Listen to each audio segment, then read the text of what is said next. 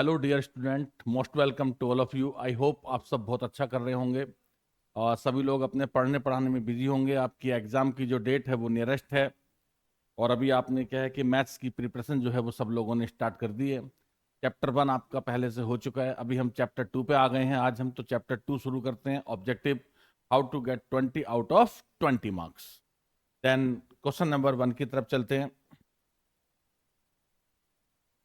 देखो, this second chapter जो है डेट इज द पॉलिनोमियल। अब पॉलिनोमियल का नॉलेज तो आपको है ही, क्योंकि बेसिक पर हमें जाने की जरूरत नहीं है। हम क्वेश्चन, हमारा जो टारगेट है वो है ऑब्जेक्टिव सॉल्व करना। तो ऑब्जेक्टिव के लिए क्वेश्चन नंबर 1 है, the number of polynomials having zeros as -2 and -5। One of the most important question. आप, और एक पॉपुलर क्वेश्चन भी है, भूल करके भी आपको गलती नहीं करनी है। देखो समझो, the number of polynomials having zeros as -2 and 5। Solve करने की जरूरत ही नहीं है आपको। देखो, आपको जनरली आप पता है p x is equal to a x square plus b x plus c. It is a quadratic polynomial. और जब मुझे एक पॉलिनोमियल बनाना है -2 और -5 से, तो मैं फॉर्मूला क्या यूज करूं? X square minus alpha plus beta x plus alpha beta equal to 0 let लिया। क्यों लिया 0 के इक्वल? px equal to 0 means the values of x which makes the px equal to 0।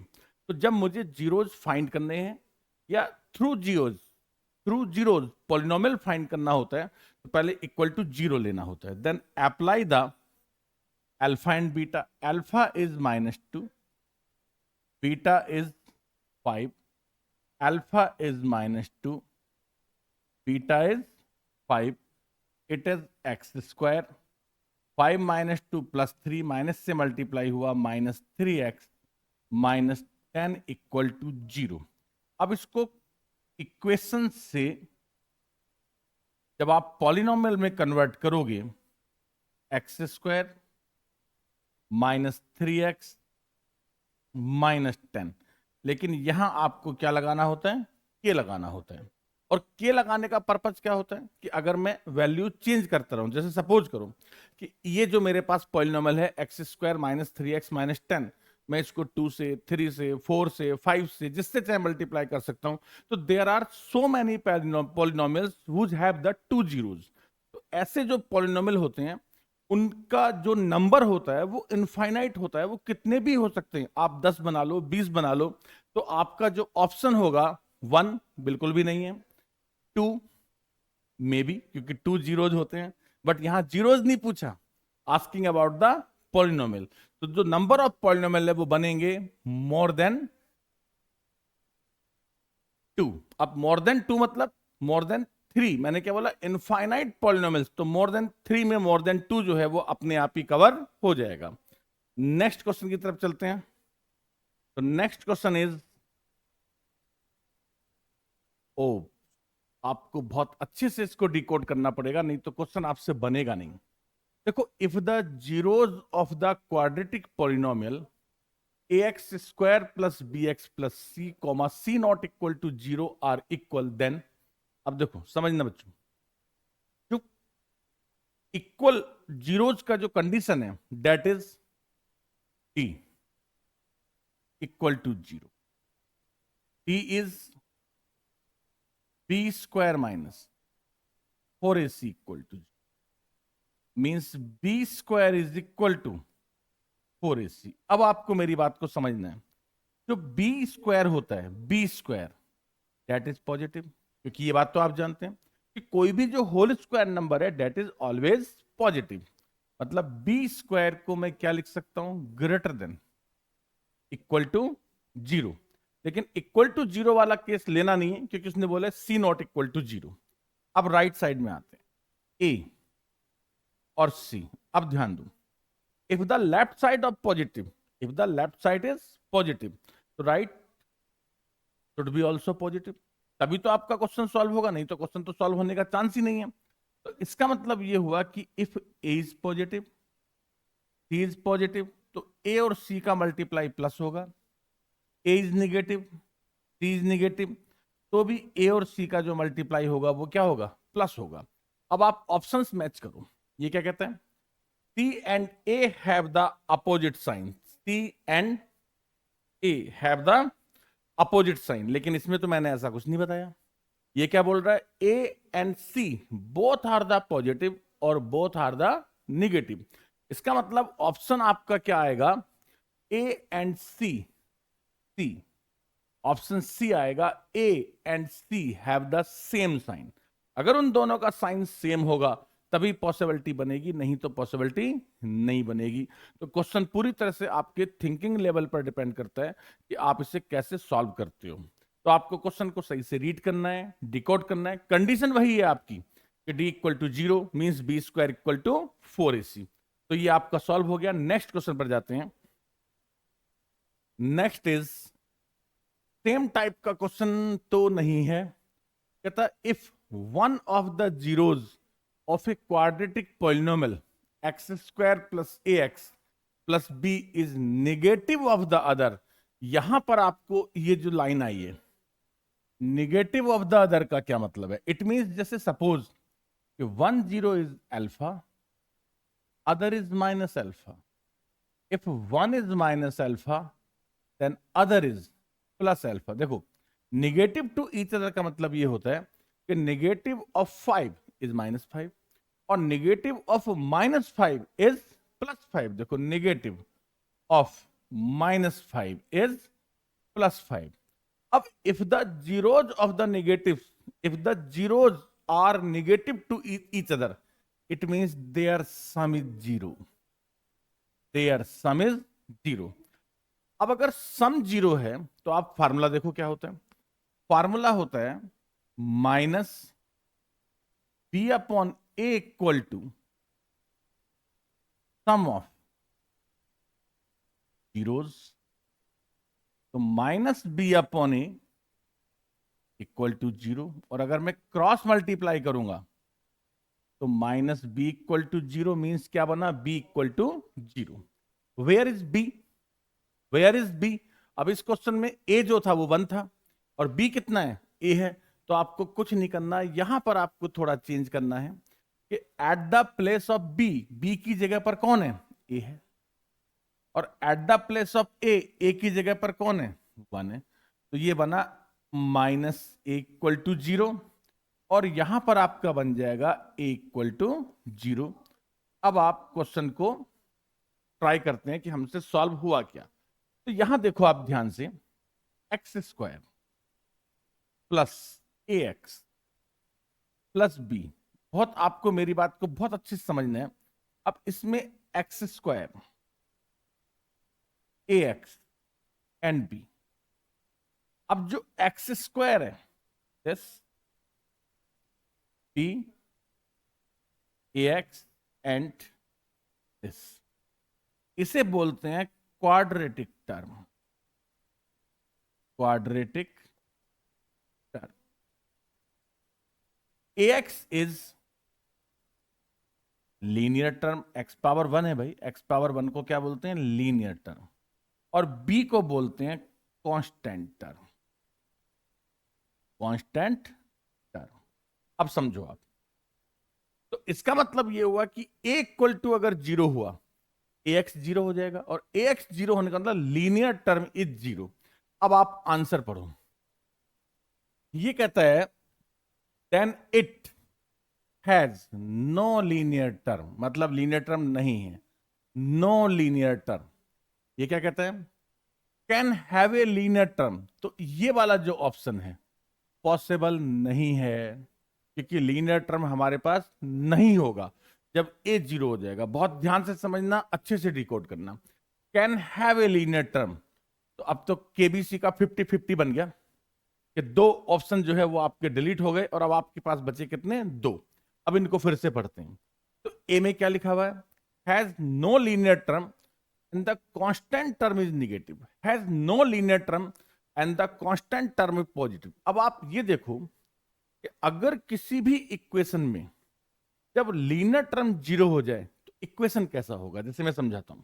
Equation होगा लाइक जैसे suppose x² - 4 = 0 या polynomial, sorry, polynomial होगा कैसा, एक्स स्क्वायर माइनस 4।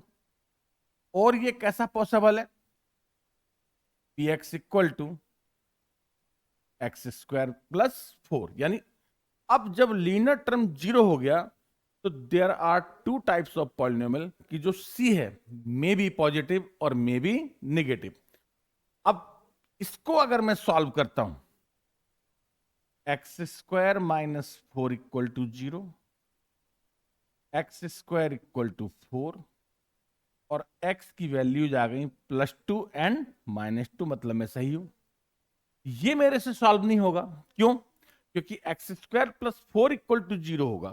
तो अगर मैं इसका डी फाइंड करता हूं, डिस्क्रिमिनेंट फाइंड करता हूं, तो बी स्क्वायर माइनस 4 AC, तो डी क्या आ गया, -16।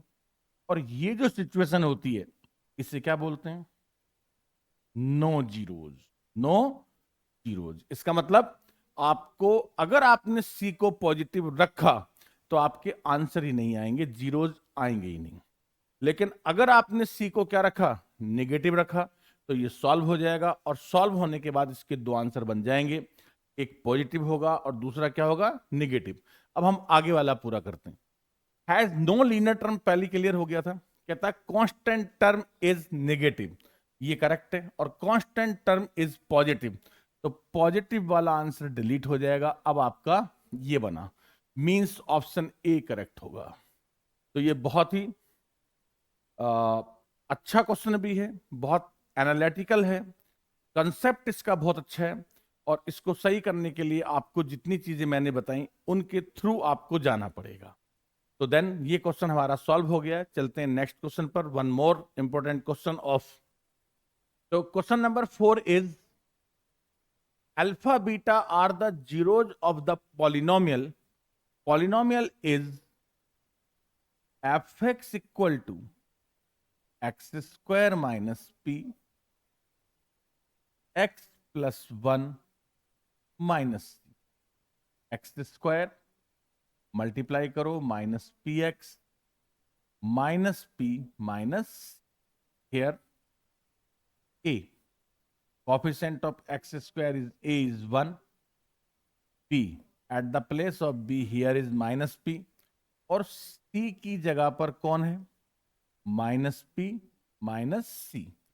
कहता find the value of alpha plus 1 beta plus 1। आप मल्टीप्लाई करें इसका, alpha beta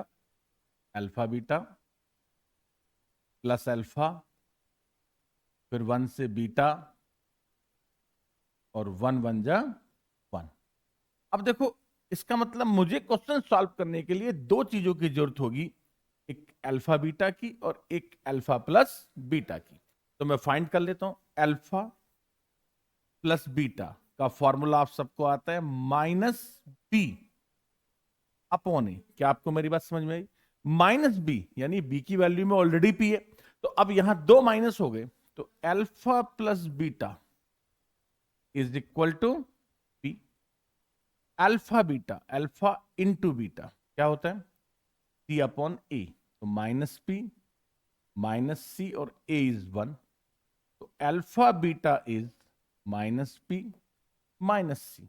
put the value here, alpha beta is minus p minus c, alpha plus beta is p plus 1। तो आप P से पी कैंसिल करें और आपका बचा 1 minus c. 1 minus c is the right answer, check कर लें आप। तो 1 माइनस सी आपका ऑप्शन बी है। तो क्वेश्चन आपका सॉल्व हो गया। इट्स ए गुड क्वेश्चन, अच्छा क्वेश्चन था ये, इसको आपको अच्छे से करना भी होता है। नेक्स्ट क्वेश्चन पर आएगा। देखो, it's a very fine question, पहले पीवाईक्यू में भी पूछा हुआ क्वेश्चन है आपका। कहता if the zeros of the quadratic polynomial are. अब यार मैं इसको सॉल्व करूंगा तो सॉल्व करने में तो बड़ा टाइम लग जाएगा।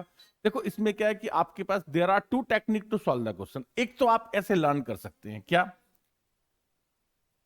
इन a polynomial a x square plus b x plus c, if A, B, C have same sign. Same sign.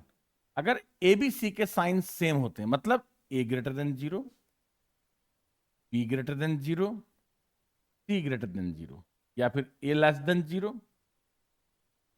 B less than 0, C less than 0, और लगा लेना बीच में, और दिस और दिस. सेम साइन का मतलब कि जितने भी ए बी सी हैं ऑल आर द पॉजिटिव और ऑल आर द निगेटिव. तो इस सिचुएशन में जो जीरोज होते हैं, जीरोज आर निगेटिव. अगर आपको कंडीशन याद रहती है बहुत अच्छा, अगर आपको कंडीशन याद नहीं रहती है तो सिंपल बिल्कुल इसका एक सिमिलर क्वेश्चन लिखो. जैसे आपको ने लिखा x square plus 7x plus 10, एकदम सिमिलर क्वेश्चन है. एक्स स्क्वायर 7x प्लस 10, मतलब इस क्वेश्चन में भी a b c all are positive और इसमें भी a b c all are positive. अगर मैं इसको सॉल्व करूंगा तो 10 के जो फैक्टर बनेंगे 5 2 जा 10, अब 5 एंड 2. अब ध्यान देना, मैं इसके डायरेक्ट फैक्टर कर सकता हूं if the coefficient of x square is 1. ऐसा हमें कब अप्लाई करना होता है? जब एक्स स्क्वायर का जो कोफिशिएंट होता है 1 होता है. तो देखो अगर मैं +5 और +2 लिखूं तो ध्यान से देखो, +5 और +2 मिलके बना +7 और +5 और +2 का मल्टीप्लाई बना +10. तो आपने कुछ नहीं करना होता बेटा, 1x is here, 1x is here, keep it in bracket, keep this is also in bracket. और हम क्या फाइंड कर रहे हैं? जीरोज. तो जीरोज फाइंड कर रहे हैं, तो इक्वल टू 0 लेट लिया. किसके इक्वल लिया? 0 की. तो x प्लस 5 इक्वल टू 0 और x प्लस 2 इक्वल टू 0. तो जो मुझे जीरोज मिली, यानी जो x की वैल्यूज हैं -5 और -2, तो कैसे जीरोज हैं? Both are the negative. या फिर आप डायरेक्ट लर्न कर लें, वो कैसे होंगे? निगेटिव. तो देखो ऑप्शन ए आ जाएगा, बोथ निगेटिव. तो it's over the today. Thank you.